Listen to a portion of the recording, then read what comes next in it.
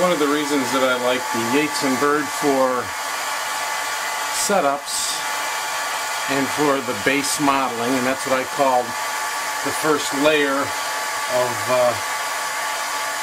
wax, baseplate wax, which is kind of a misnomer because we don't make base plates with it anymore. You'll notice I'm also warming the wax with a hot air tool. I have a Flameless lab. It's very good on the fire codes that way. And you'll notice, get this wax to about where I would adapt it to the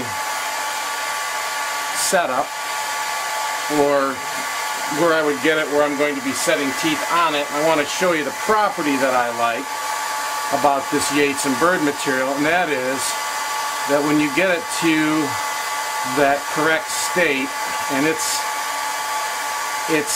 almost sticky, but it's not, and it's pliable, but it doesn't crack, and it's very moldable. But the cool thing is that it's 150 degrees Fahrenheit solidification, melting temperature, about 65 degrees C.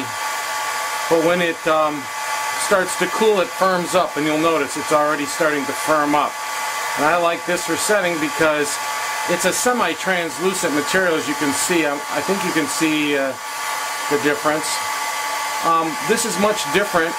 This wax, the Yates and Bird, or Yates and Mottloid actually is what it's called now, because Bird is no longer in the name. But the Yates and Mottloid is just a great overall wax for setting teeth, and then also for the first, I call base fill-up, meaning that we want to get a wax all the way around everything full, so that when we start to add our veneering wax, we're basically where we need to be.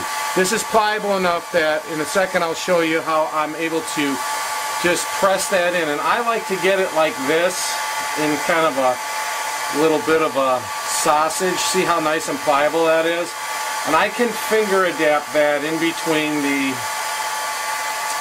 teeth and on the base and fill the base, and then I'll go back with my heating instrument and I'll make sure to melt that in to the existing material so that it becomes homogeneous, because what we don't want is layering of wax. We want them to be consistent, one layer, not layers laid on top of cool layers is a big no-no, because if you lay big layers of wax, hard layers of wax or cold layers of wax and hot layers of wax together, what you'll get is